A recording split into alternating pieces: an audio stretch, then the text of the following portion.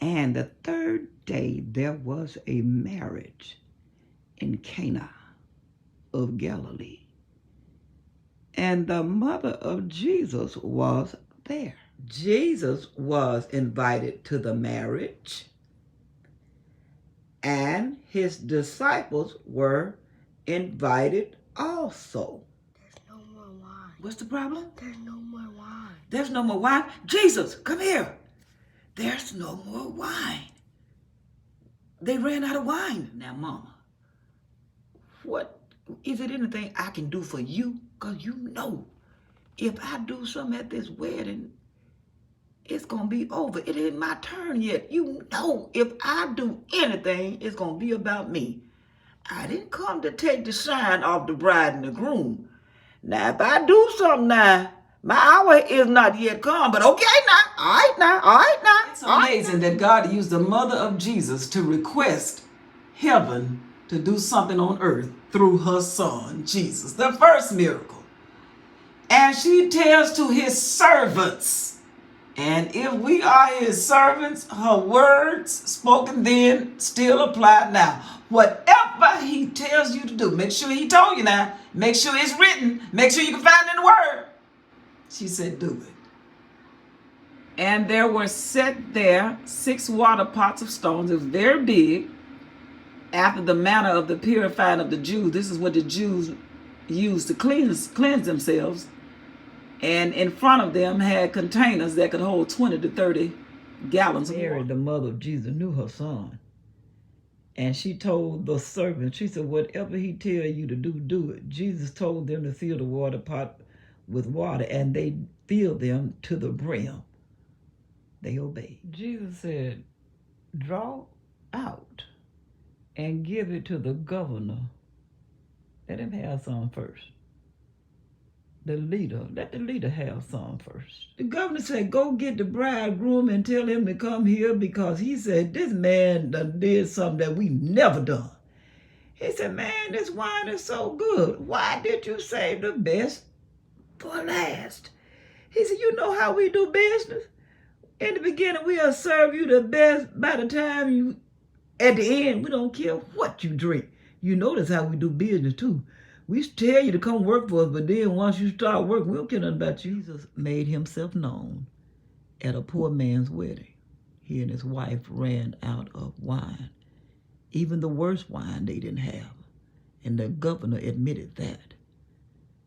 Jesus said, I am coming to take what you have plenty of, and I'm getting ready to show you how to make it better. The old was good, but the new is better. After Jesus turned the water into wine at the wedding in Cana, he left there and went to Capernaum with his mother, his sister and brother, and the disciples. They only stayed there a few days. Matthew, Mark, and Luke seem to talk about the Passover at the end of their testimony or books. Here, John introduces Jesus going to the Passover in the 2nd chapter. Jesus is on his way to Jerusalem.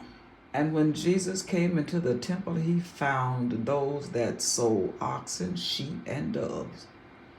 And he found those that could exchange money from different places. And when Jesus saw what they were doing in the temple, he made a scourge of small cords. He drove them out of the temple, and the sheep and the cows, and he poured out the changes of money, and he overthrew the tables. Get out! Get out of here! Get out of my Father's house like this. And Jesus told those that sold doves, take these things here. Do not make my Father's house a house of merchandise. Jesus' disciples remembered that it was written, the zeal of my Father's house has eaten me up, meaning what you are doing in my Father's house breaks my heart. We already know the answer, but let's just ask him. Hey, Jesus, what sign do you have to show us, seeing that you do these things you just did? Let me see if I can get this right here. Whoop, whoop, whoop. Come on now, come on now. Oh, to answer your question, Jesus answered and said unto them, destroy this temple. Whoop, whoop. And in 3 days I will raise it up. Come on, whoop, whoop, whoop. Ah, whoop. You mean to tell us that you can build this temple back in 3 days? It took 46 years to build this temple. What you talking about, Jesus? What you talking about? Jesus was not talking about the temple made with men's hands.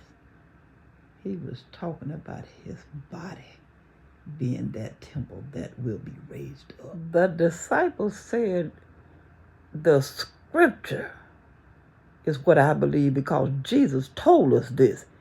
And it happened just like he said. I remember.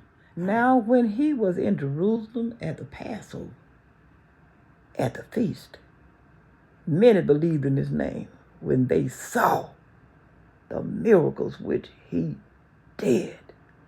Woo, woo, woo, woo. But Jesus did not commit himself unto these people, although they were happy about those miracles.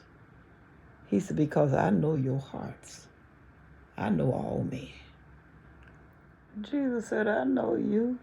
One minute you saying, I love you, I love you, I love you. And the next minute you're going to say, crucify him. Crucify him. Kill him.